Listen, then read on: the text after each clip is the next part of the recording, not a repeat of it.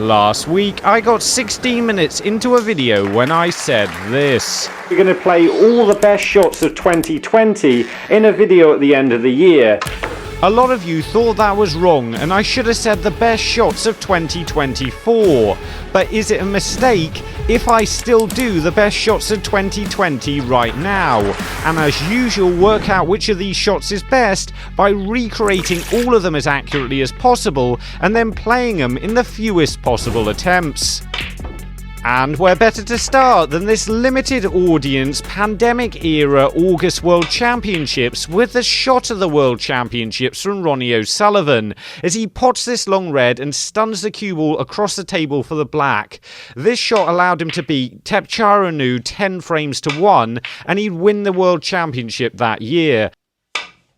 I definitely wasn't confident with this pot, but I've judged the backspin correctly and got across for the black.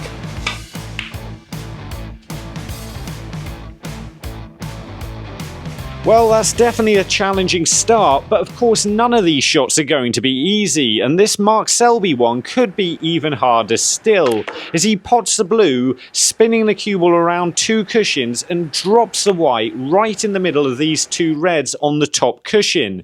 This allows him to go on and win the frame at this visit, taking a 2-1 lead against Barry Hawkins, and then the match at the UK Championships by 6 frames to 3. This shot requires a precise amount of right-hand side to produce the correct angle, and for me it's a bit of a guess. My first attempt was incredibly close and I was a bit unlucky to get the double kiss and not finish in position, but I'll need to do better than that and drop right in between the two of these reds. It's so awkward to get right. I've been fairly happy with the majority of my attempts, except the one I hit the green there. Although this looks better. I've got right in between the two of them and dropped perfectly in position. This was a really tough shot though.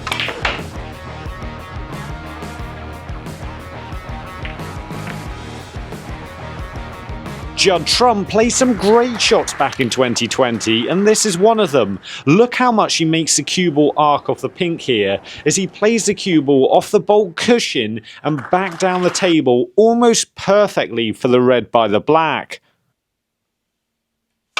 Okay, so I seem to have got both the line and the speed right on my first attempt. I just haven't quite produced enough backspin, and that's going to be challenging to hit it just as hard and spin the cue ball about as much as I can, which might explain why I keep missing it. I've got it though, although I've struck the cue ball unintentionally with a bit of right hand side, and that's chucked the cue ball back towards the yellow.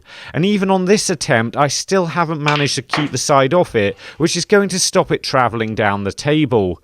This is better though, and I think I've just about got far enough to be on a red. I don't think I'm going to be able to play that any better.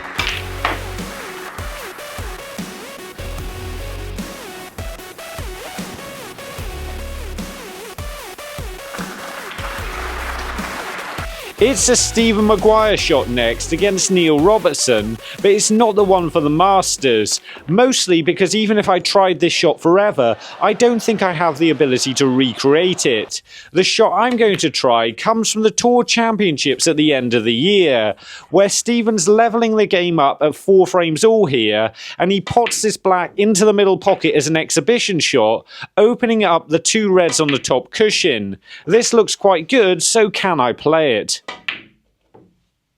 Well, I've got the pot and the cannon, but of course it doesn't count unless I can pot another red. And as I can't see the one that's over the corner pocket, I've had to play this awkward one into the middle. I wasn't expecting that to go in, but as I've got that and the black, I can definitely say we played this shot well enough and we can move on.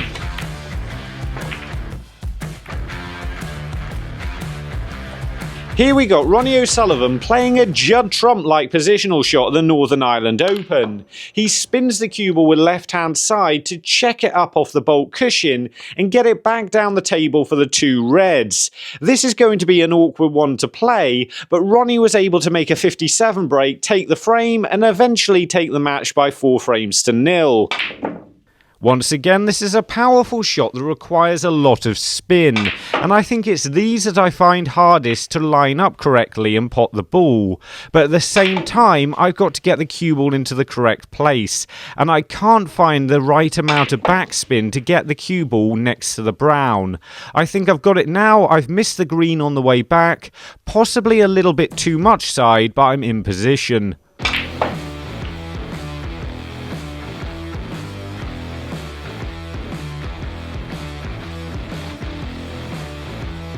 Anthony McGill has made it all the way through to the World Championship semi-final, which of course was in August this year, where he faced Kyron Wilson in what was one of the most exciting matches and deciding frames I'd ever seen.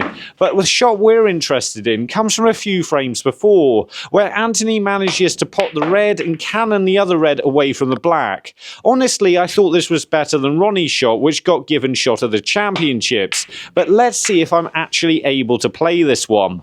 And so far I've managed to get pretty close. I potted the first two balls and got the cannon. I was just a little bit unfortunate not to finish on the black. But since then I can't get anywhere near the pocket. I'm not 100% sure what I'm doing wrong here, but I finally potted one again, and once again I've been unlucky. I think this just shows how accurate Anthony's shot was, because it took me 4 decent attempts to get the correct cannon.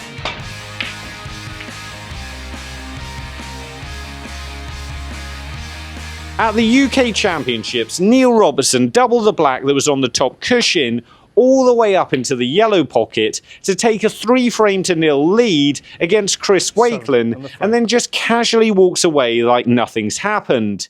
This was helped by the fact that this was one of those matches that didn't seem to have a crowd, but it seemed kind of casual either way. I've avoided the double kiss with my second attempt and got it a lot quicker than expected. Pretty happy with that one.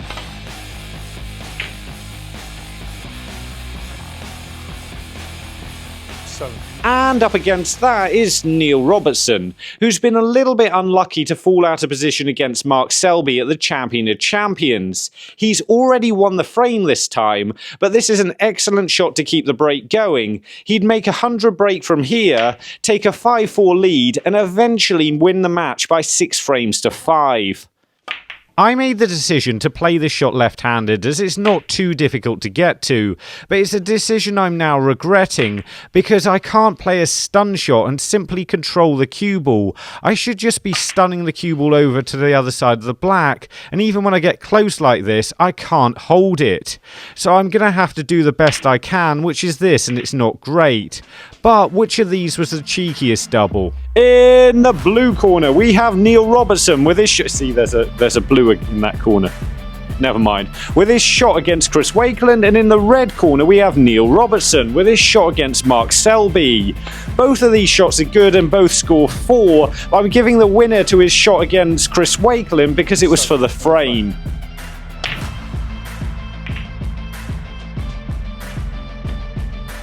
I can't play shots left-handed like that, that's impossible. Now, this Judd trump shot's going to be difficult because he puts so much backspin and right-hand side on the cue ball here, first to arc the white down the table, and then to spin the cue ball around the green, that I'm not sure I'm going to be able to play it. Even if I manage to do this, I'm not sure I'm going to be able to hit it hard enough to get the cue ball back to the top cushion, where I need to get it to get in position on the red. Judd would eventually win this match by 6 frames to 3. So how am I doing? Well, at this present moment, not great, because I'm not able to get enough right-hand side, power or backspin to get around the green and anywhere near back down the table for the top cushion. In fact, even if I get enough spin to get the cue ball around the green, it doesn't look like it's going to have the pace to get much past the blue spot at the moment, let alone back to the top cushion. That one's got around, but you can see what I mean, I'm nowhere near it. And that means I'm going to have to play a shot just as well, but even harder. And I've finally got one that's close, and the spin off the second cushion might just be enough here to get down for the red. That was literally all of my strength. I think there's going to be more calls for me to hit the gym again, isn't there?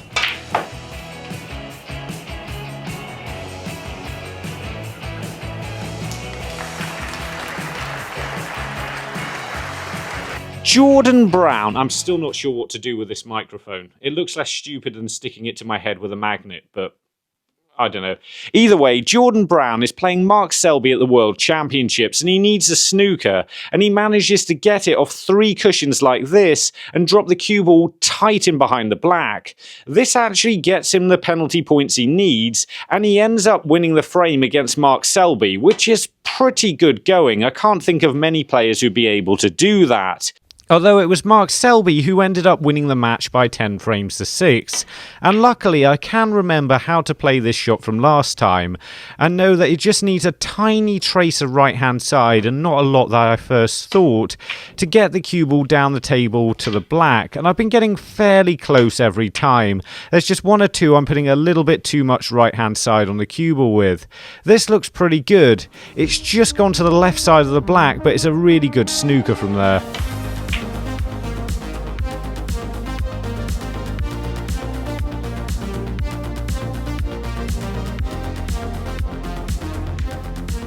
Now that's a Judd trump shot again, which is going to be a problem because this is a shot I couldn't play back in 2020. Thankfully though, because of technology and mostly the magic cue ball, I should be able to have a good go at this one, even though I've got to screw it back a long way from inside the jaws of the pocket. And as you can see, even when the red's this close, it's still difficult to play it with this amount of power and backspin straight enough to pot the red. It still requires a really accurate shot, and I've got one right. I just haven't quite got enough backspin on it to get top side of the blue. I'm incredibly close with this, and on my next shot I do get it right. However, I've gone the wrong side of the blue, so I'm not sure which one to put in here, but I'll go with this one.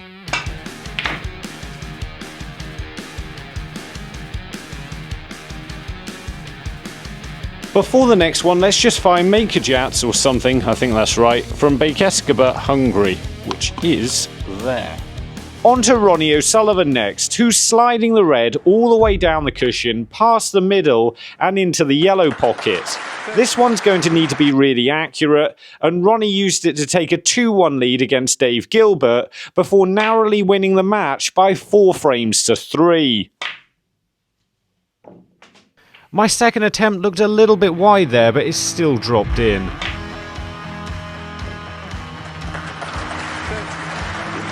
This one's quite an impressive shot from Thepchaiya, who uses the brown to play a shot to nothing. You see, if he screws the cue ball back to where it is, he's not going to leave a pot on, so he pots the red in off the brown. This is going to need an incredibly accurate hit, and I'm not going to have very much room for error. I think with this one, I would have attempted the pot into the right centre pocket, but Thepchaiya probably thought it was less risky playing it in this way, as if you miss the red in the right centre, you could easily leave it on, or that red that's near the corner pocket, and would have felt this was a less risky option. Either way, it requires the right contact off the brown. If you hit it a little bit too thick, it runs through the brown, or too thin, and it doesn't come away far enough. I'm just glad I finally got it though.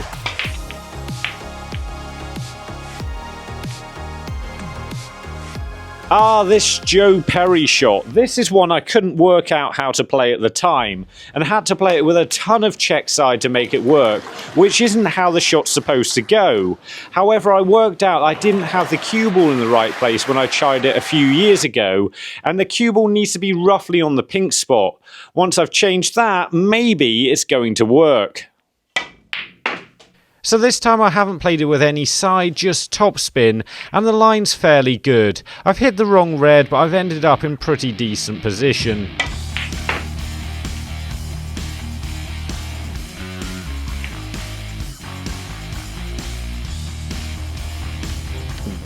See, these are the lengths I'll go to correct a mistake in a previous video. And if you want to vote for the winning shot in this video, don't forget to use the link in the description. And it is the best shots of 2024 we have coming up soon. So if you want to see shots from previous videos, have a look at these two so you can decide what's best. And remember, don't just watch, play, and make the commitment to becoming a better player by subscribing to the channel and visit the website. See you later.